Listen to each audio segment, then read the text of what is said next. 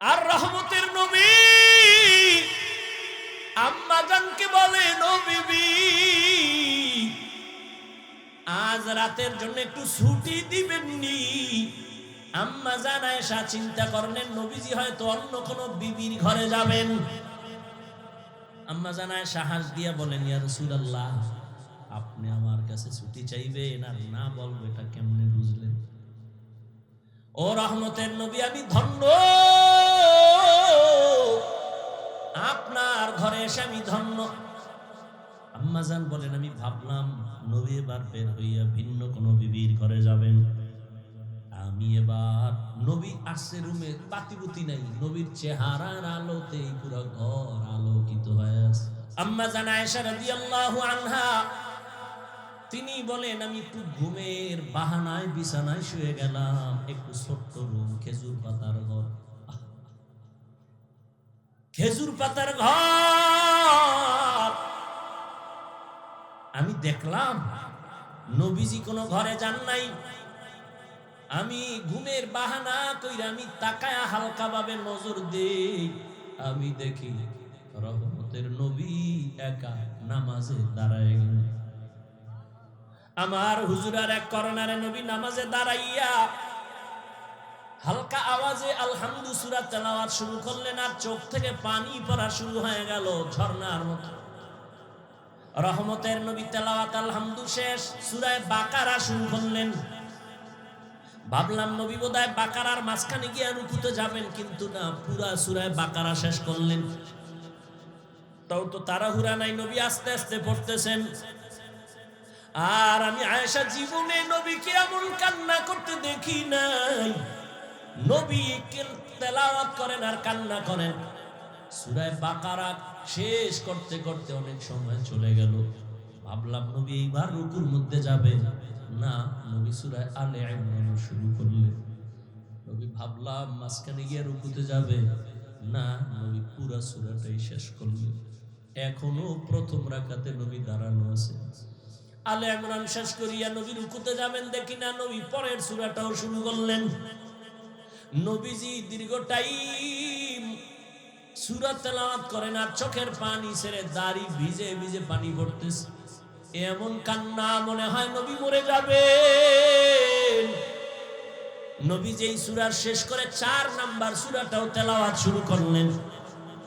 দীর্ঘ টাইম নবী দাঁড়ায় কাঁদতেছেন আর তেলাওয়াত করতেছেন। এমন তেলাওয়াত আমি জীবনে এত দেরি করতে দেখি নাই। নবীজি এত পরিমাণ দেরি করিয়া সীমাহীন দেরির পরে নবী মাত্র রুকুর মধ্যে চলে গেলেন। রহমতের নবী রুকুতে যায়, কান্না বন্ধ নাই। নবী মাথা উঁচু করেন না, ওখানে সীমাহীন সময় ব্যয় করলেন আর কান্না শুরু করলেন। আমি আয়েশা দেখতেছি, আমার চোখে ঘুম নাই। নবী রুকুর থেকে দাঁড়ালেন, রুকু থেকে দাঁড়াইয়া নবী এবার সিজদায়, মাত্র প্রথম রাকাতের প্রথম সিজদায় নবী গেলেন। সিজদায় গিয়ে নবীর অঝরে কান্নার আওয়াজ। প্রথম রাকাতের প্রথম সিজদায় নবী এই পরিমাণ কান্না, এই কাঁদতেছেন কাঁদতেছেন, মনে হয় নবী বেহুশ হয়ে যাবেন। আর নবী মাথা উঁচু করেন না। দ্বিতীয় সিজদা দিবেন সেই খবরও নাই। নবী এই পরিমাণ সিজদায় কাঁদতেছেন, হঠাৎ করে পেছন থেকে আমি কানে আওয়াজ শুনতেছি, বেলালের আওয়াজ। মসজিদের বাহিরে বেলাল আওয়াজ দিছেন, ইয়া রাসূলুল্লাহ, আমি ফজরের আযান দেওয়ার জন্য আসছি, নবী সময় কম, তাড়াতাড়ি প্রস্তুতি নেন। ফজরের সময় কাছাকাছি। নবী সেই রাতের নামাজের মাত্র প্রথম রাকাতের প্রথম সিজদায় কান্না করে, এখনো দ্বিতীয় সিজদা করেন নাই। ওদিকে বেলালের আওয়াজ, বেলাল ফজরের জন্য ডাকতেছেন। সময় কাছাকাছি চলে আসছে, নবী প্রস্তুতি নেন। ও সাহাবায়ে কেরাম, আমার নবীর এইভাবে ইবাদত, এত কান্না, এত কান্না, এত তেলাওয়াত, এত পরিমাণ দেরি করলেন সিজদার ভেতরে, এত পরিমাণ ইবাদত গুজার জমিনে আর কোনো ব্যক্তি নাই। আল্লাহ আল্লাহ পাক আমার নবীকে এই কারণে মোহাব্বতের নজরে বান্দা বলেছেন। এরে আল্লাহর গোলাম যুবক বাবারা, পর্দার আড়ালের মা বোনেরা, দুনিয়ার রং তামাশা তো কম করলা না রে বাবা। কবে তুমি নামাজে দাঁড়াই আমার আল্লাহকে ডাক দিবা? কবে তুমি পর্দার আড়ালে চলে যায় আমার আল্লাহর মোহাব্বতের মালা গলায় পরবা? ও যুবক, রহমতের নবীর মোহাব্বত অন্তরে জমা করে স্কুলে পড়ো, কলেজে পড়ো, চাকরি করো, নামাজ ছাড়িও না। আল্লাহর মোহাব্বতের মেরাজ এই নামাজ বড় মজার জিনিস। নামাজ পড়ো, জীবনে তো নামাজ কম ছাড়লা না, দাড়ি কম কাটলা না, বেপরদায় কম চললা না। এখনো সময় আছে তওবা করিয়া। তোমার মতো যুবক স্কুল কলেজে জেনারেল লাইনে থাকিয়াও তো নামাজ পড়ে, তুমি কেন পারবা না? নবীর মুহাব্বত অন্তরে নিয়া, মা বাবার দোয়া নিয়া, শিক্ষকের দোয়া নিয়া, ওলামায়ে কেরামের পরামর্শ নিয়া নবীর আদর্শের মালা গলায় লাগায় তওবা করো। আর জীবনে নামাজ ছাড়বা না, দাড়ি কাটবা না, বেপরদায় চলবা না, মা বাবার দোয়া নিয়া চলবা। ও পর্দার আড়ালের মা বোনেরা, আল্লাহ পাক আপনাদেরকে এত মর্যাদা দান করেছে। আপনারা নবীদের মায়ের মতো দামি মা, সাহাবায়ে কেরামদের মায়ের মতো দামি মা। আপনাদের মতো কত মা এখনো পর্দা করে, স্বামীর মাল হেফাজত করে, মোবাইলে সময় নষ্ট করে না, নামাজ ছাড়ে না, বেপরদায় চলে না। আপনারা কেন পারবেন না? এখনো সময় আছে, তওবা করেন। লক্ষ লক্ষ উলামায়ে কেরাম আপনাদের পেছনে, তাবলীগওয়ালাদের মেহনত আপনাদের পেছনে, পীর মাশায়েখের মেহনত আপনাদের পেছনে। বলে আমাকে টাকা দাও, না না, কিছু চায় না। আপনারা আলেমদের কিছুই দেন না, গালি ছাড়া, বিরোধিতা ছাড়া কিছুই দেন না। অথচ আলেম আপনার জীবনের আপন, আর কেউ আপন না, সব চান্দাবাজ আর ধান্দাবাজ। এই যুবক, যার পিছনে ঘুরা নামাজ ছাড়ছো, দাড়ি কাটছো, ওরে কয় টাকা পাবি এই তো। কিন্তু ওরা কারা জানোনি? স্বার্থে যদি আঘাত লাগে দল থেকে নাম কাটবে না, কল কেটে ফেলবে, লিখে রাখ। বানায় বলতেছি, এই কাহিনী চলে না? চলে না? সরকারি চাকরি করে, বেসরকারি চাকরি করে, বুঝে শুনে বলো ডিউটি কয় ঘন্টা? 8 ঘন্টা, তাই তো? সর্বনিম্ন বেতন কত? নিম্ন নিম্ন, হ্যাঁ? তুমি গার্মেন্টসটা ধরো কেন? তুমি হেনে আছো, তুমি হেঁটেই।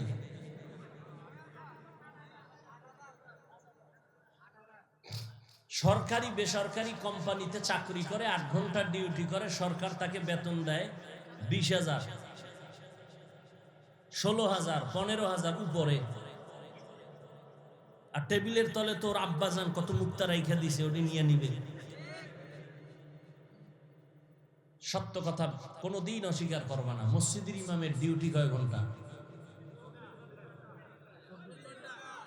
কয় ঘন্টা? বেতন কত? এর থেকে আর জালেম আছেই দুনিয়া? এই পরিমাণ জুলুম।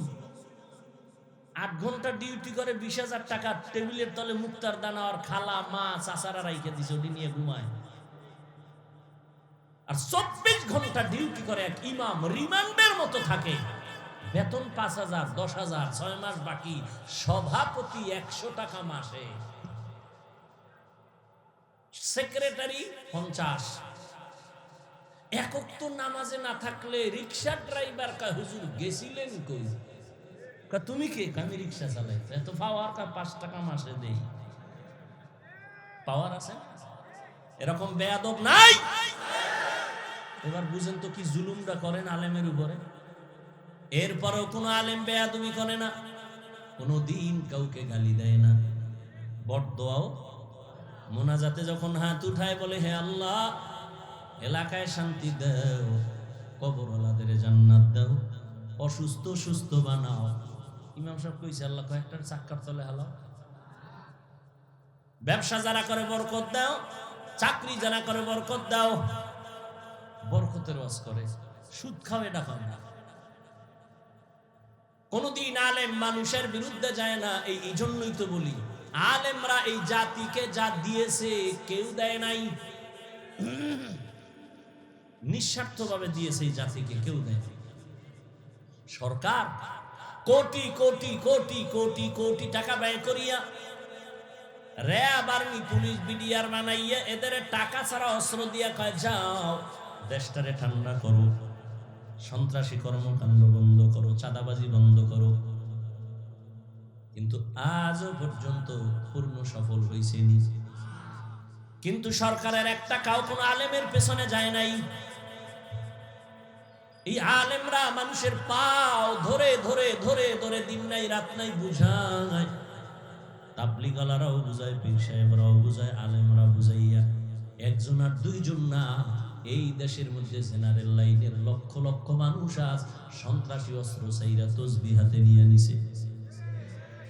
তাবলীগের অবদান, পীর মাশায়েখের অবদান, দেওবন্দীদের অবদান। কষ্ট হইতেছে। আমাকে আর একটা জবাব দেন, সত্যটা বললেন, আর যদি বুঝেন আপনি পারেন না, জানেন না, চুপ থেকে বলেন তো আমার দেশে ইসলামের তাবলীগের কারণে ইসলামের কি কি ক্ষতি হইল বলেন? হইছে না? হইলে দাঁড়ায় বলে যে হ্যাঁ তাবলীগের কারণে এতদিন এক বেটা তাবলীগে ছিল না, ভালো ছিল, এখন তাবলীগে যাওয়ার পরে গাঞ্জা খায়। হইছে ক্ষতি? নাম্বার 2, আমাদের এই দেশে চরমনাই, উজানি, বাহাদুরপুর, নানুপুর পীর মাশায়েখ যারা হক, এদের দ্বারা ইসলামের কি ক্ষতি হইছে দেশে বলেন? হয় নাই? নাম্বার 3, দেওবন্দীদের দ্বারা কিছু ক্ষতি হইছে, বুঝা শুনে বললেন? কওমি দেওবন্দির দ্বারা কোনো ক্ষতি হয় নাই। অতএব তার বিরোধিতাও করিও না রে যুবক। যদি বলো হয় নাই, এরপরও যদি তুমি বিরোধিতা করো, তাহলে আমরা বললে দিলাম তোমার অন্তর খারাপ, তোমার কপাল খারাপ। এই শীতের মধ্যে গরুর খিচুড়ি কি মজা! সকালের সময় কুয়াশার ভিতরে যদি কেউ গরুর খিচুড়ি নিয়ে রাস্তায় বয়ে কয় ফিরি ফিরি, কেন 100 টাকা দিব, সব আমারে দে। একজনে দেখতে না দেখতে 4 প্লেট নাই, আর একজন এক চিফায় বয়ে কয় দোয়াই নুস পড়তেছি, পারলে 10 গ্রাম বিষ দে, তারপরে গরুর খিচুড়ি দিস না। কেন? বলে গরুর মধ্যে বিষ। কয় না, তোর পেটে বিষ। গরুর খিচুড়ি মজা, তুমি খাও না কেন? কয় তোমার পেটে সমস্যা, চিকিৎসা করো। তাবলীগ ভালো, পীর মুরিদি ভালো, আল্লাহওয়ালা ভালো, দেওবন্দি ভালো, কওমি ভালো, আলেম ভালো, জিকির ভালো, পাগড়ি ভালো, বয়ান ভালো, তুমি কেন পছন্দ করো না? আলেম ওলামাদের দোষ না, তোর অন্তর বড় খারাপ। চোখে চশমা লাগাইছে, আয়না লাগাইছে কালো, ময়দানে ঢুকে কয় ভাই কি কিয়ামত আইব নি? কেন? কয় বাতি কালো। কেন? বাতি কালো না, তোর চোখে গজব লাগছে, চিকিৎসা কর। এরে আল্লাহর গোলাম, কোন কথা বলতেছিলাম মনে নাই? আপনাকে আসেনি মনে? কি? ওপেন হার্ট সার্জারি আল্লাহ করেছেন। রহমতের নবীকে ওপেন হার্ট সার্জারি করেছেন টোটাল 4 বার। জবাব দিতেছিলাম নবীর কলবে কি ময়লা, ধুইলেন কেন? না না, রহমতের নবীকে এমন এক জগতে নিতেছেন, ওই জগৎ সম্পর্কে নবী ওয়াকিফ হাল না, ওই জগৎ টোটাল আলাদা। এজন্য আমার আল্লাহ জমজমের পানি দিয়া গোসল করাইয়া এরপরে আমার আল্লাহ নবীর ওযু করাইলেন। নবী বলেন আমি জমজমের পানি দিয়ে ওযু করলাম, আর ওখানে যাইতে গেলে ওখানের আবহাওয়া আলাদা, এজন্য আগে একটু পাওয়ার ভিতরে ঢুকানো দরকার, আল্লাহ ঢুকায় দিলেন। এইটারে বুঝাইতে এখন কত সোজা, 50 বছর আগে কত কঠিন ছিল, এখন সোজা কেমনে? কয় যারা সৌদি আরব যাবেন টিকা লাগা, সরকার এখন আরো কড়া করছে, টিকার সার্টিফিকেট না নিলে ভিডা, ইনজেকশন লাগাও, কারণ আরবের আবহাওয়া বাংলাদেশের আবহাওয়া এক না, এজন্য তুমি ইনজেকশন নাও, তুমি টিকা লাগাইয়া ওখানের আবহাওয়া যেন তোমার শরীরের সাথে অ্যাডজাস্ট হয়ে যায়। আমার আল্লাহ নবীর কলবের মধ্যে আলাদা পাওয়ার দিয়েছেন, আবহাওয়ার সাথে যেন অ্যাডজাস্ট হয়ে যায়, কষ্ট না হয়। নবী বলেন এবার আমি ওযু বানাইলাম জমজমের পানি দিয়া। এজন্য অনেক উলামায়ে কেরাম বলেছেন জমজমের পানি কাউসারের পানির থেকেও দামি। রহমতের নবীকে সাহাবায়ে কেরাম প্রশ্ন করলেন, ইয়া রাসূলুল্লাহ, জমজমের কূপের তলা কই? এর যে পানি যাইতেছে ও মানে কোটি কোটি ট্রিলিয়ন বিলিয়ন পানি হাজিরা নেয়, কমেও না বাড়েও না, এর তলা কই? রহমতের নবী বলেন, সাহাবা, এই জমজমের পানির কূপের তলা হাউজে কাউসারের সাথে লাগানো। নবী বললেন এবার 2 রাকাত নামাজ আমি আদায় করলাম। মেয়েরাজ শুরু হইল মসজিদ থেকে। কিসের থেকে? এজন্যই তো আমরা মসজিদ গিয়ে নামাজে দাঁড়াই, নামাজে মেয়েরাজ করি। কি করি? মেয়েরাজ। মসজিদে গিয়ে নামাজ আদায় করো। নামাজ আল্লাহর সাথে গভীর সম্পর্ক তৈরি হয়, কথা হয়। বান্দা যখন নামাজে দাঁড়ায় ওখানেও কিন্তু ওই সুবহান দিয়া শুরু হয়, হয়নি? সুবহানাকাল্লাহুম্মা আছে না? অবিহামদিকা ওয়া তাবারাকা ইসমুকা ওয়া তাআলা জাদ্দুকা ওয়া লা ইলাহা গায়রুক। সুবহান। আমি এখন মেরাজে ঢুকতেছি। বান্দা যখন নামাজে দাঁড়ায় গেল তখন বান্দা আল্লাহর সাথে সম্পর্ক তৈরি করে, আল্লাহর প্রশংসা করে। আলহামদুলিল্লাহ। আল্লাহ বলেন লিমানিল হামদ, কার গুণগান গাইলা? কাইলিল্লাহ। আল্লাহ বলেন মানিল্লাহ, আল্লাহকে। বান্দা জবাব দেয় রব্বুল আলামিন। আল্লাহ প্রশ্ন করে রব্বুল আলামিনকে। বান্দা জবাব দেয় রহমান। মানির রহমান, বলে রহিম। এভাবে কথা হয়। মেরাজ চলে আল্লাহর সাথে। উরুজ, উপরে যাইতেছে বান্দা, আল্লাহর মোহাব্বতের সাগরে ঢেউ খেলতেছে, মোহাব্বতের দিকে অগ্রগামী হইতেছে। এই জন্যই দেখছেননি নামাজ একটা ইবাদত, ঠিক এমনই তো একটা ইবাদত হজ করা, এমনই ইবাদত যাকাত দেওয়া, এমনই ইবাদতের অংশ বাইতুল্লাহ তাওয়াফ করা। কিন্তু ব্যবধানটা কি?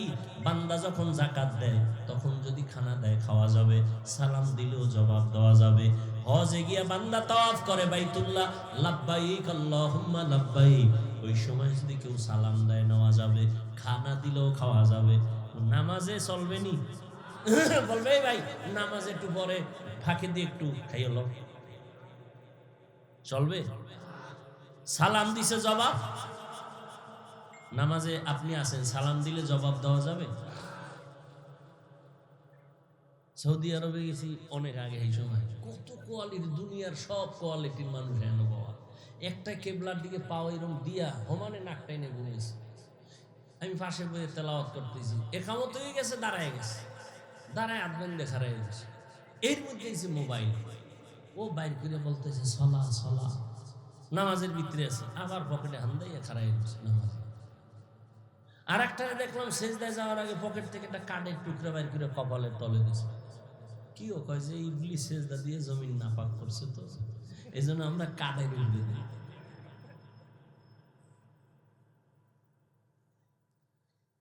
হায় হায় হায়। তাহলে নামাজের মধ্যে সালাম বন্ধ কেন? খানা বন্ধ কেন? এটা তো মেরাজ চলতেছে। মেরাজ যখন চলে আমার মালিকের সাথে ডাইরেক্ট কথা, এখানে সালাম চলবে না, কালাম চলবে না, খানা চলবে না। সালাম ফিরে নামাজ শেষ, এবার খানা দাও, সালাম দাও, কোনো বাধা নেই। আল্লাহ পাক রব্বুল আলামিনের নবী বলেন এবার বোরাকে আমাকে উঠাবেন। বোরাক আমাকে নিতে চায় না, কেমন বাহানা করে। ইতিহাস ওলামায়ে কেরাম অনেকে শুনছেন, আপনারাও জানেন। নবী বলেন বাইতুল্লাহ থেকে 1 মাসের পথ হলো বাইতুল মাকদিস, প্রথম কিবলা। বোরাকে যখন উঠলাম, এক চোখের পলকে আমি বাইতুল মাকদিসে হাজির হয়ে গেলাম। এটা কেমনে সম্ভব? মুহাম্মদ এক নজরে 1 মাসের পথ চলে গেলেন, এটা কেমনে সম্ভব? এর জবাব হলো নবী যায় নাই, নবী আয় নাই, আল্লাহ নিয়েছেন। আর আল্লাহ নিলে কি পারে না?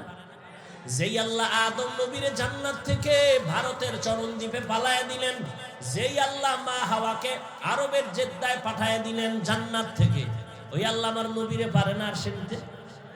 যেই আল্লাহ ইউনুস নবীরে মাছের পেটে ঢুকাইয়া আবার বের করে দিলেন, যেই আমার আল্লাহ ঈসা নবীকে দ্বিতীয় আসমানে নিয়ে গেলেন। ওই আল্লাহ আমার আল্লাহর নবীকে কেন আরশে আজিমে নিতে পারেন না? আমার আল্লাহ কেমন কুদরতের মালিক! উযায়ের আলাইহিস সালামকে জমিনের মধ্যে 100 বছর ফেলে রাখলেন মরা, এরপরে আবার আল্লাহ জিন্দা বানায় দিলেন। ওই আল্লাহ আমার রহমতের নবীকে কুদরতের দ্বারা আরশে আজিমে নিতে পারেন কিনা? আল্লাহ নিছেন, নবী যান নাই, নবী আসেন নাই, আল্লাহ নিয়েছেন, আল্লাহ পাঠায় দিয়েছেন। কুদরত কার? আমার আল্লাহর। নবী বলেন এক পলকে চলে গেলাম, কিন্তু এর মধ্যে বহু কাহিনী হয়ে গেল। মদিনার সফর হয়ে গেল, নামলাম, নামাজ পড়লাম, আবার সামনে যাইয়া তুর পাহাড়ের উপর দিয়া যাই, এক জায়গায় মুসা নবীর কবর দেখলাম। এই মেরাজের ভিতরে যাইতে গিয়া দেখি মুসা নবী কবরে নামাজ পড়তেছে। নবী মুসা কবরে নামাজ পড়েন, এটা আবার কেমন কথা? কেমন তেমন কথা দূর আর বলার সুযোগ নাই। অনেকে বলে নবীরা কবরে মরার, জীবনে জিন্দা হবে না। নবী বলেন ক্বালা রাসূলুল্লাহ সাল্লাল্লাহু আলাইহি ওয়া আলিহি ওয়াসাল্লাম আল আম্বিয়া ওয়া আহইয়াউন ফি কুবুরিহিম ইউসাল্লুন। সব নবীরা কবরে জিন্দা, সবাই নামাজ পড়ে। সুবহানাল্লাহ। কোরআন শরীফে আল্লাহ আয়াত নাজিল করে বলেন ওহুম ইউরজাকুন, আমি কবরে তাদেরকে খানা দেই। আল্লাহ কি দেন? খানা। কবরে ইদু জায়গা, এখানে আবার আল্লাহ খানা দিলে কেমনে খায়? প্রশ্ন করে তারা, যারা নবীদেরকে জিন্দা মানে না। তারা বলে কবরে জিন্দা হইলে আল্লাহ কয় রিজিক দেয়, কি খায়? রুটি না ভাত? খাইলে প্লেট পায় কই, গ্লাস পায় কই, বাথরুম কই? এই বিষয়ে আমি বিস্তারিত আলোচনা অনেক জায়গায় করেছি, আজ করব না। আমাদের আকীদা, সমস্ত নবীরা কবরে জিন্দা, কিয়ামত পর্যন্ত নামাজরত অবস্থায় থাকবেন। নবী বলেন ওখান থেকে বাইতুল মাকদিসে যাইয়া বোরাকটারে বাঁধলেন। জিব্রাইল বাইতে, জিব্রাইল নিজে আজান দেওয়া শুরু করলেন। বোরাকেরে বাঁধলেন কেন? পালায় যাবে? কয় না, এখান থেকে আর এক সবক নেও, নিজের মাল নিজে হেফাজত করো, অন্যের উপরে ন্যস্ত করিও না। নিজের দোকান নিজে হেফাজত করে বলো তাওয়াক্কালতু আলাল্লাহ। নিজের সন্তান নিজে হেফাজত করো, আর একজনের উপরে ন্যস্ত করো না। জিব্রাইল আজান দিয়ে দিলেন। আজান নবী দিলে তো আরো মজা হইতো, সেখানে সব নবী রাসূল হাজির। জিব্রাইল আজান দিছেন। আমার নবী আজান দিলে ঝামেলা, কারণ আমার নবী যদি বলেই ফেলেন হাইয়া আলাস সালাহ, নামাজের দিকে আসো, এটা বাই ফোর্স অর্ডার। আর নবী যদি অর্ডার দিয়েই দেন, যদি না মানো কাফের হয়ে যাবে। এজন্য আল্লাহ উম্মতের কাফের থেকে বাঁচাইছে। জিব্রাইল আজান দিছে হাইয়া আলাস সালাহ, উম্মত যদি না যাও কাফের হবে না, হয়তো ফাসিক হয়ে যাবে। আর নবী যদি কয় হাইয়া আলাস সালাহ, তুমি যদি ডিনাই করো, তুমি কাফের হয়ে যাবে। নবীর অর্ডার বাই ফোর্স অর্ডার। নবীজি এবার সব নবী রাসূলদের সামনে 2 রাকাত নামাজের ইমামতি করলেন। নবীর যেহেতু পুরস্কার দিবেন, পুরস্কার দেওয়ার জন্য সবাইকে আল্লাহ হাজির করলেন। নবীকে পুরস্কার দেয়া হবে। ওখান থেকে আমার আল্লাহ বোরাকে নিয়ে গেলেন। জিব্রাইল সফর সঙ্গে উপরে আসমানে। নবীজি বলেন একটানে আসমানে গিয়ে দেখি আসমানের মধ্যে 2টা দরওয়াজা, তালা লাগানো। দরওয়াজাগুলো জমরাত ইয়াকুত পাথর দ্বারা বানানো, তালা হলো নূরের তৈরি তালা। জিব্রাইল কয় ভিতরের দারওয়ান দরজা খোল। দারওয়ান কয় মান আনতা, কে তুমি? বলে আনা জিব্রাইল। ওয়া মান মাআক, তোমার সাথে কে? বলে হুয়া মুহাম্মদ সাল্লাল্লাহু। জিব্রাইল দারওয়ান কয় অনুমতি আইসুনি আনসুনি কাহানসি, কথা খুলো, চাবি দে। আমি ভিতরে, তালা বাইরে, চাবি কই? বলে ইসমে আজম, বিসমিল্লাহ হলো তালার চাবি। নবী বলেন আমি বিসমিল্লাহ বলে তালায় হাত দিলাম, দোনো দরজার তালা খুলে গেল। আমি ভেতরে ঢুকলাম।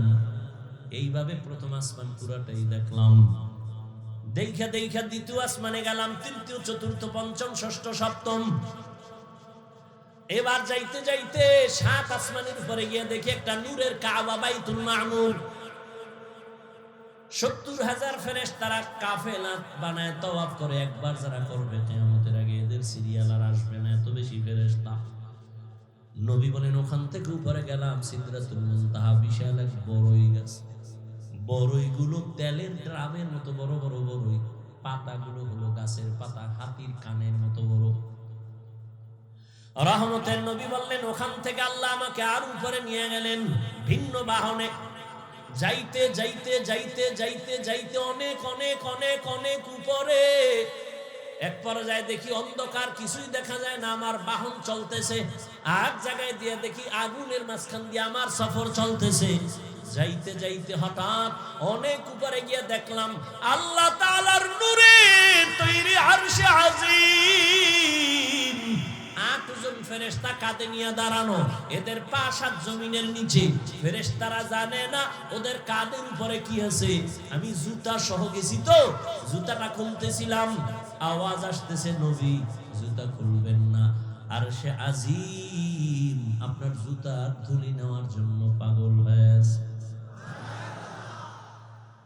কারণ আপনার নবুয়তের সীমানা, মুসা নবীর নবুয়তের সীমানা যেই পর্যন্ত, তার মেরাজের সীমানা ওই পর্যন্ত।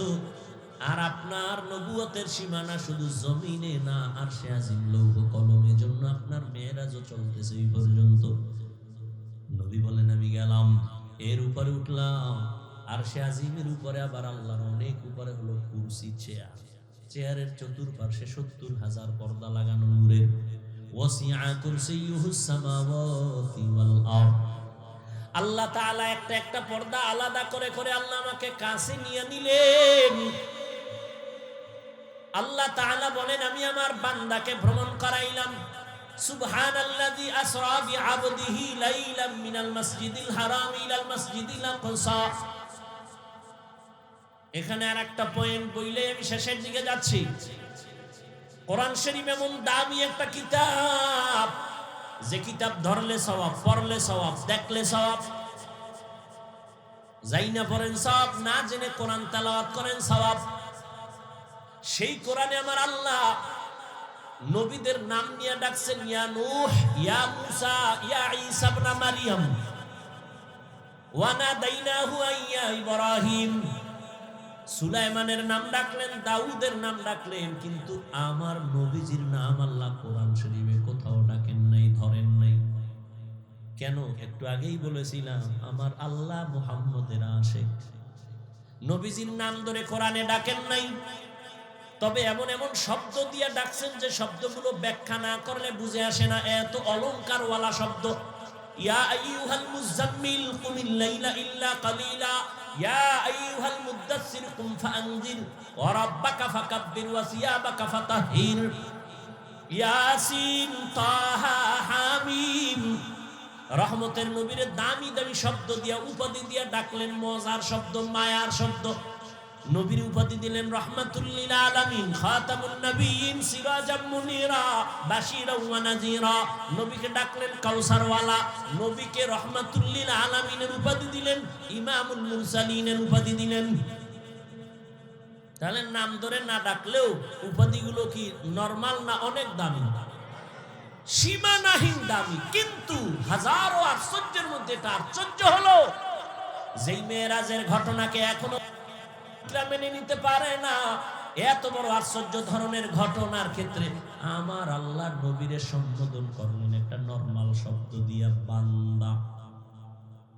আল্লাহ নবীরে বান্দা বলছেন। আমরাও বান্দা, হিন্দুরাও বান্দারাও বান্দা, নবীও বান্দা। এত নরমাল শব্দ দিয়ে আল্লাহ ডাকলেন কেন, ধরলেন কেন?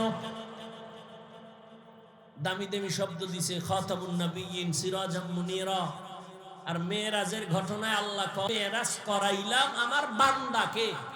নবীজির নরমাল শব্দ বান্দা বললেন কেন? যে আমরাও বান্দা, হিন্দুরাও বান্দা, নবীরাও বান্দা বললেন কেন? এর 4টা জবাবের একটা দিয়েই শেষ করতেছি, ভালো করে খেয়াল করেন। 1 নাম্বার, আমার নবী নিজেরে বান্দা বললে বড় খুশি হন, বড় আনন্দিত হন। নবীর পছন্দ, নিজের বান্দা বললে বড় কামিয়াবি মনে করে, সফল মনে করে। এজন্য একদিন আম্মা জান বলেন, নবী আপনি এত কষ্ট করে ইবাদত করেন কেন? নবী জবাব দিলেন, আফালা আকুনা আবদান শাকুরা। আমি কি আল্লাহর কৃতজ্ঞ বান্দা হব না? এই জন্য নবী যখন মেরাজে চলেই গেলেন, আল্লাহ কয় কি নিয়ে আইছেন? নবী বলেন 3টা হাদিয়া নিয়ে আসছি, আত্তাহিয়াতু লিল্লাহি ওয়াস সালাওয়াতু ওয়াত তাইয়্যিবাত। আল্লাহ কয় নবী আপনারও 3টা দিয়া দেই, আসসালামু আলাইকা আইয়ুহান নবী ওয়া রাহমাতুল্লাহ ওয়া বারাকাহ। 3টা দিয়ে দিলাম। আল্লাহর নবী বলেন আমি একা একা নিব না, ওয়া আলা আসসালামু আলাইনা ওয়া আলা ইবাদিল্লাহিস সালিহিন। হাদিয়াটা দিয়া মোটামুটি প্রাথমিকভাবে একটা শেষ। এবার আল্লাহ কয় ফেরেশতারা তোমরা টের পাইছো? হ্যাঁ, তা সাক্ষী দাও। ফেরেশতারা সাক্ষী দেয়, আশহাদু আল্লা ইলাহা ইল্লাল্লাহ। আমারটা দাও, আমার বন্ধুরটা দিবে না? এবার ফেরেশতারা বলে ওয়া আশহাদু আন্না মুহাম্মাদান। এ চুপ হয়ে গেছে। আরে মুহাম্মাদান বইলে এর পরে সামনে বলো, কি বলবো? রাসূলুহু। না না না, কি বলবা? আমার বন্ধু যেটা দিছে ওইটার আগে আনো। আমার বন্ধু নিজেরে দিছে বান্দা, আর আমি নবীরে দিছি রসুল। আমারটা পরে নাও, আমার বন্ধুটা আগে নিয়ে আসো। আগে বলো আব্দুহু, এরপরে আমারটা লাগাও রসুলুহু। আমার বন্ধুটা আগে লাগাও আব্দুহু, এরপরে পরে আমারটা লাগাও রসুলুহু। আব্দুহু দাও আমার বন্ধুরটা আগে নিয়ে আসো। আমার বন্ধুরে খুশি করা আমার মাকসাদ। এই জন্যই তো আব্দুহু আগে নিয়ে আসছেন। বান্দা বড় দামি, আর বান্দার সাথে আল্লাহর সাথে একটা গভীর সম্পর্ক। ওই গভীর সম্পর্কের নাম ইবাদত। আর ইবাদত যারা করে তারা বান্দা, যার ইবাদত করে তিনি মাবুদ। আর ইবাদত করার মধ্যে আমার নবী শ্রেষ্ঠ। আমার নবীর মতো ইবাদত করেনওয়ালা কিয়ামত পর্যন্ত আর একজন আসে না, আসবেও না। বান্দার দাম আছে না নাই? এখন একদল চোরারা কয় তো ঠিক আছে, নবীরে আল্লাহ বান্দা বলছে। বান্দা বলার 4 কারণ। কয় কারণ? আমি মাত্র 2টা বলছি। ওরা কি কয়? কয় ঠিক আছে নবী বান্দা মেনে নিলাম। যারা নবীরে নিয়া কিসের তৈরি করে পেছ লাগে, এরা কয় নবী যে বান্দা, এটা তো দুনিয়ার ক্ষেত্রে বুঝলাম বান্দা, সেখানে তো বান্দা না। আল্লাহ কয় খাপ সাবধান, আমি ওখানে নিয়েও কি বলছি জানো? ফাআওহা ইলা আবদিহি মা আওহা। আসেনি বান্দা? কথা বলেন না কেন? কি বুঝেন আল্লাহই জানে। কিয়ামতের দিনও বান্দার দাম। আল্লাহ জান্নাতীরে ডাকবে, এই জান্নাতীরা কই যাও? জান্নাতের দরজায় তালা লাগানো, চাবি মুহাম্মদের কাছে, ওদিকে যাইস না। কই যাবি? ইয়া আইয়াতুহান নাফসুল মুতমাইন্নাহ ইরজিই ইলা রাব্বিকি রাদিয়াতাম মারদিয়াহ ফাদখুলি ফি ইবাদি ওয়াদখুলি জান্নাতি। আগে জান্নাত না আগে বান্দা? হ্যাঁ, আগে আমার বান্দা মোহাব্বতের এদের কাতারে গিয়া মজলিসে গিয়া বসো। আমার প্রিয় বান্দা যারা নফসে মুতমাইন্নাওয়ালা, আমার প্রিয় বান্দা, এদের কাফেলায় গিয়া বসো। এরপরে তোমার জান্নাত। আগে বান্দার কাফেলায় যাও, এরপরে জান্নাতে যাও। এই জন্য আল্লাহ কয় আমার বন্ধুদের বন্ধু বানায় চলো, এরপরে তুমি আমার মোলাকাতের অপেক্ষায় তুমি সামনে আগাও। এই জন্য আমার নবী বান্দা, নিজেরও বান্দা বললে অনেক খুশি হয়, কারণ আমার নবী আল্লাহর বান্দা হইয়া এত পরিমাণে ইবাদত করেছেন। আম্মা জান আয়েশা রাদিয়াল্লাহু আনহাকে সাহাবায়ে কেরাম জিজ্ঞাসা করলেন, ও আম্মা জান, নবীজির আশ্চর্য দুই একটা কথা আমাকে শুনান তো। শেষের দিকে চলে আসছি। আম্মা জানকে জিজ্ঞাসা করলেন, নবীর দুই একটা আশ্চর্য কথা শুনান তো। আম্মা জান আয়েশা জিজ্ঞাসা, আরে নবীজির আশ্চর্য না এমন কি আছে? নবীর জীবনে আশ্চর্য না এমন কি আছে? সবই তো আশ্চর্য, তবে একটা শুনো। এরে পর্দার আড়ালের আম্মা জান আয়েশা রাদিয়াল্লাহু আনহার 6 বছর বয়সে নবীজির সাথে বিবাহ হয়ে গেল। 9 বছর বয়সে আম্মা জান নবীজির ঘরে চলে গেলেন। আম্মা জানের 18 বছর বয়স, ওই সময় নবী দুনিয়া থেকে চলে গেলেন। হিসাবটা বুঝে থাকলে বলে আম্মা জান আয়েশা নবীর ঘর করলেন কয়দিন? কথা বলেন না, ঘুমাইতেছেন না? কয় বছর ঘর করলেন? মাত্র 9 বছর। আমগো দেশে তো বোনদের 18তে বিয়েই হয় না। এর মধ্যে আর এক দলে আবার আগুন লাগাই দিছে, বাল্য বন্ধ করো, বাল্য বিবাহ চলবে না, আকাম চলবে, বিবাহ চলবে না। করো, আকাম করো, সারা রাত দরজা জানালা আটকাইয়া মোবাইলে আকাম চালাও, চোখের জিনা, কানের জিনা, অন্তরের জিনা, জবানের জিনা চালাও। ঘরে ঘরে মোবাইলে গুনাহ চলে, সারা রাত গুনাহ দেখে। গুনাহ উচিত ছিল ঘুমের মধ্যে ঠাড়া ভরা, ঘুম থেকে উঠে দেখা দরকার ছিল, চেহারাটা শুকার হয়ে গেছে। শুধু মুহাম্মদের উম্মত হওয়ার কারণে আল্লাহ গজব দেন নাই। না হয় ঘরের মধ্যে যেই জিনা চলে সারা রাত মোবাইলে, আল্লাহ বাঁচায় রাখছে, এটা তো মুহাম্মদের উম্মত হওয়ার বরকত। আম্মা জানা আয়েশা রাদিয়াল্লাহু আনহা বলেন, মাত্র নবীর ঘর করছি 9 বছর।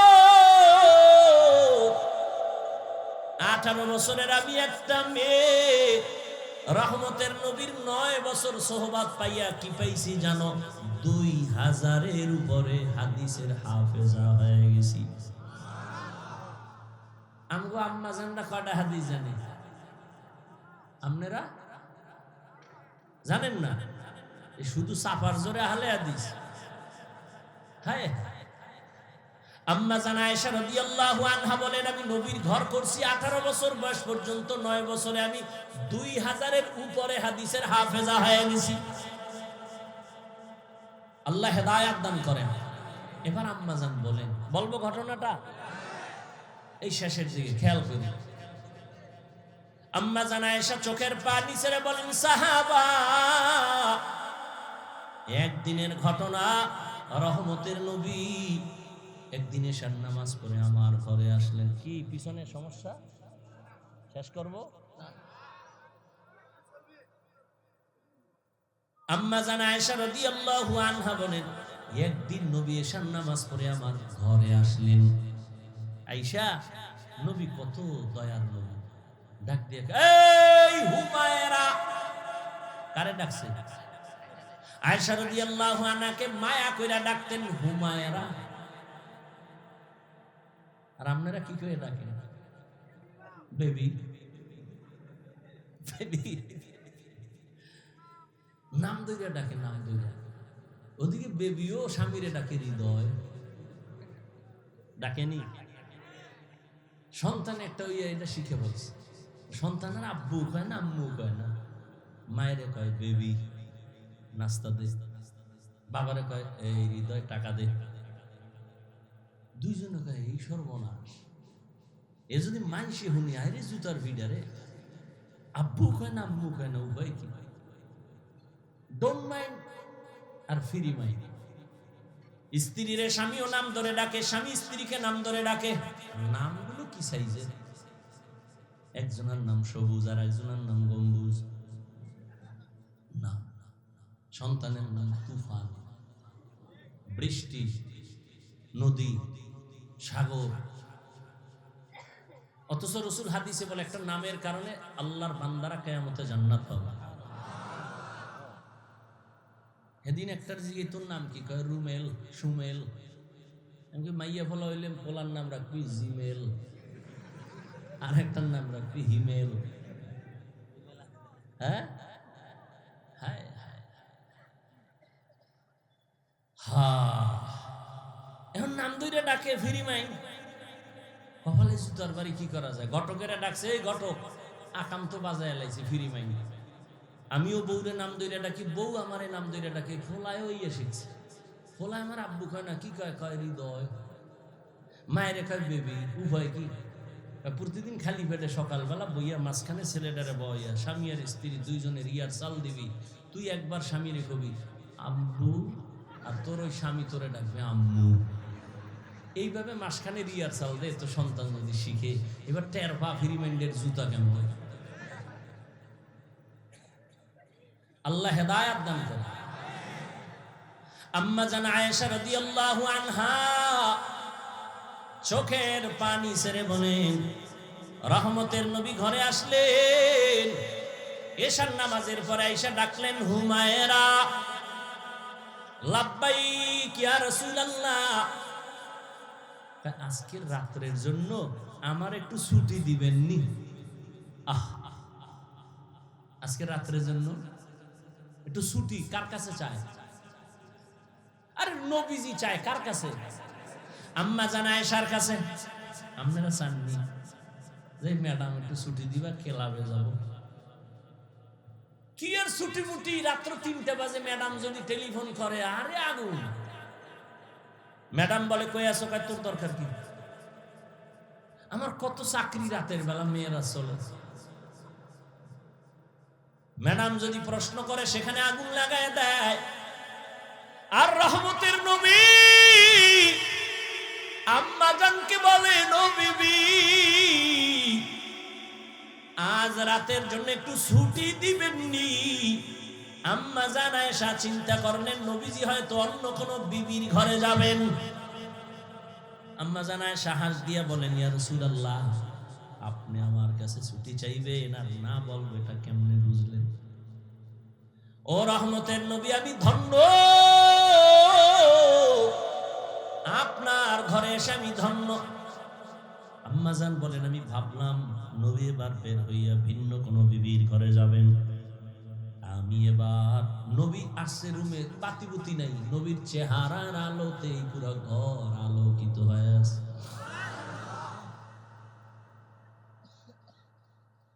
আর আপনাকে চেহারার আলো বানানোর জন্য বিউটি পার্লারে যায়, ঢানা খাটা ভরি হইতো। একজনই সাদা দেখে একটা এটারই বিয়ে করবে, ঢানা খাটা ভরি। বাসায় নিয়ে যখন টের পাইছে একটু পানি লাগছে, রৌদ্র লাগে দেয়, আসল জাম কালা, চান্দি গরম হয়ে গেছে। হায় রে কপাল মন্দ, চোখ থাকতে অন্ধ। আল্লাহ হেদায়েত দান করেন। আম্মা জান আয়েশা রাদিয়াল্লাহু আনহা তিনি বলেন, আমি একটু ঘুমের বাহানায় বিছানায় শুয়ে গেলাম, একটু ছোট্ট রুম, খেজুর পাতার ঘর। খেজুর পাতার ঘর। আমি দেখলাম নবীজি কোনো ঘরে যান নাই। আমি ঘুমের বাহানা কইরা আমি তাকায়া হালকা ভাবে নজর দেই, আমি দেখি রহমতের নবী একা নামাজে দাঁড়ায় গেলেন। আমার হুজুরার এক কর্নারে নবী নামাজে দাঁড়াইয়া হালকা আওয়াজে আলহামদু সূরা তেলাওয়াত শুরু করলেন, আর চোখ থেকে পানি পড়া শুরু হয়ে গেল ঝর্ণার মতো। রহমতের নবী তেলাওয়াত আলহামদু শেষ, সূরা বাকারা শুরু করলেন। ভাবলাম নবী বোধহয় বাকারার মাঝখানে গিয়ে রুকুতে যাবেন, কিন্তু না, পুরা সূরা বাকারা শেষ করলেন। তাও তো তাড়াহুড়া নাই, নবী আস্তে আস্তে পড়তেছেন। আর আমি আয়েশা জীবনে নবীকে এমন কান্না করতে দেখি নাই। নবী তেলাওয়াত করেন আর কান্না করেন। সূরা বাকারা শেষ করতে করতে অনেক সময় চলে গেল। ভাবলাম নবী এইবার রুকুর মধ্যে যাবেন, না, নবী সূরা আলে ইমরান শুরু করলেন। নবী ভাবলাম মাঝখানে গিয়ে রুকুতে যাবে, না, নবী পুরা সূরাটাই শেষ করলেন। এখনো প্রথম রাকাতে নবী দাঁড়ানো আছে। আলে ইমরান শেষ করিয়া নবী রুকুতে যাবেন, দেখি না, নবী পরের সূরাটাও শুরু করলেন। নবীজি দীর্ঘ টাইম সূরা তেলাওয়াত করেন আর চোখের পানি ছেড়ে দাড়ি ভিজে ভিজে পানি পড়তেছে। এমন কান্না, মনে হয় নবী মরে যাবেন। নবী যেই সূরা শেষ করে 4 নাম্বার সূরাটাও তেলাওয়াত শুরু করলেন। দীর্ঘ টাইম নবী দাঁড়ায় কাঁদতেছেন আর তেলাওয়াত করতেছেন। এমন তেলাওয়াত আমি জীবনে এত দেরি করতে দেখি নাই। নবীজি এত পরিমাণ দেরি করিয়া, সীমাহীন দেরির পরে নবী মাত্র রুকুর মধ্যে চলে গেলেন। রহমতের নবী রুকুতে যায়, কান্না বন্ধ নাই। নবী মাথা উঁচু করেন না, ওখানে সীমাহীন সময় ব্যয় করলেন আর কান্না শুরু করলেন। আমি আয়েশা দেখতেছি, আমার চোখে ঘুম নাই। নবী রুকুর থেকে দাঁড়ালেন, রুকু থেকে দাঁড়াইয়া নবী এবার সিজদায়, মাত্র প্রথম রাকাতের প্রথম সিজদায় নবী গেলেন। সিজদায় গিয়ে নবীর অঝরে কান্নার আওয়াজ। প্রথম রাকাতের প্রথম সিজদায় নবী এই পরিমাণ কান্না। এই কাঁদতেছেন কাঁদতেছেন, মনে হয় নবী বেহুশ হয়ে যাবেন, আর নবী মাথা উঁচু করেন না। দ্বিতীয় সেজদা দিবেন সেই খবরও নাই। নবী এই পরিমাণ সেজদায় কাঁদতেছেন, হঠাৎ করে পেছন থেকে আমি কানে আওয়াজ শুনতেছি, বেলালের আওয়াজ। মসজিদের বাহিরে বেলাল আওয়াজ দিছেন, ইয়া রাসূলুল্লাহ, আমি ফজরের আজান দেওয়ার জন্য আসছি নবী, সময় কম, তাড়াতাড়ি প্রস্তুতি নেন। ফজরের সময় কাছাকাছি। নবী সেই রাতের নামাজের মাত্র প্রথম রাকাতের প্রথম সেজদায় কান্না করে, এখনো দ্বিতীয় সেজদা করেন নাই। ওদিকে বেলালের আওয়াজ, বেলাল ফজরের জন্য ডাকতেছেন, সময় কাছাকাছি চলে আসছে, নবী প্রস্তুতি নেন। ও সাহাবায়ে কেরাম, আমার নবীর এইভাবে ইবাদত, এত কান্না, এত কান্না, এত তেলাওয়াত, এত পরিমাণ দেরি করলেন সেজদার ভেতরে, এত পরিমাণ ইবাদত গুজারার জমিনে আর কোনো ব্যক্তি নাই। আল্লাহ পাক আমার নবীকে এই কারণে মোহাব্বতের নজরে বান্দা বলেছেন। এরে আল্লাহর গোলাম যুবক বাবারা, পর্দার আড়ালের মা বোনেরা, দুনিয়ার রং তামাশা তো কম করলা না রে বাবা। কবে তুমি নামাজে দাঁড়াই আমার আল্লাহকে ডাক দিবা? কবে তুমি পর্দার আড়ালে চলে যায় আমার আল্লাহর মোহাব্বতের মালা গলায় পরবা? ও যুবক, রহমতের নবীর মোহাব্বত অন্তরে জমা করে স্কুলে পড়ো, কলেজে পড়ো, চাকরি করো, নামাজ ছাড়িও না। আল্লাহর মোহাব্বতের মেরাজ, এই নামাজ বড় মজার জিনিস। নামাজ পড়ো, জীবনে তো নামাজ কম ছাড়লা না, দাড়ি কম কাটলা না, বেপরদায় কম চললা না। এখনো সময় আছে তওবা করিয়া। তোমার মতো যুবক স্কুল কলেজে জেনারেল লাইনে থাকিয়াও তো নামাজ পড়ে, তুমি কেন পারবা না? নবীর মুহাব্বত অন্তরে নিয়া, মা বাবার দোয়া নিয়া, শিক্ষকের দোয়া নিয়া, ওলামায়ে কেরামের পরামর্শ নিয়া নবীর আদর্শের মালা গলায় লাগায় তওবা করো। আর জীবনে নামাজ ছাড়বা না, দাড়ি কাটবা না, বেপরদায় চলবা না, মা বাবার দোয়া নিয়া চলবা। ও পর্দার আড়ালের মা বোনেরা, আল্লাহ পাক আপনাদেরকে এত মর্যাদা দান করেছেন। আপনারা নবীদের মায়ের মতো দামি মা, সাহাবায়ে কেরামদের মায়ের মতো দামি মা। আপনাদের মতো কত মা এখনো পর্দা করে, স্বামীর মাল হেফাজত করে, মোবাইলে সময় নষ্ট করে না, নামাজ ছাড়ে না, বেপরদায় চলে না। আপনারা কেন পারবেন না? এখনো সময় আছে, তওবা করেন, আল্লাহকে মনে মনে বলেন, আর তৌফিক চান। আর জীবনে বেপরদায় চলবেন না, নামাজ ছাড়বেন না, স্বামীর মাল খেয়ানত করবেন না, মোবাইলের সময় নষ্ট করবেন না। আল্লাহ সন্তান দিলে নেককার বানাবেন, আদর্শ ডাক্তার বানাবেন, ইঞ্জিনিয়ার বানাবেন, নামাজিওয়ালা বানাবেন। আর তওবা করো হে যুবক, জীবনে কয়দিন বাঁচবা? আল্লাহর কাছে তওবা করো, মনে মনে আল্লাহকে বলো, আল্লাহ কোন দিন মরণ হবে জানা নাই, আর নামাজ ছাড়বো না। তওবার নিয়ত যদি করতে পারো খাঁটিভাবে, আল্লাহ পাক রহমতের দরজা খুলে দিবেন। আল্লাহ সবাইকে খাঁটি তওবাওয়ালা জিন্দেগি দান করেন। আল্লাহ সবাইকে নবীর আদর্শওয়ালা জিন্দেগি দান করেন। আমিন।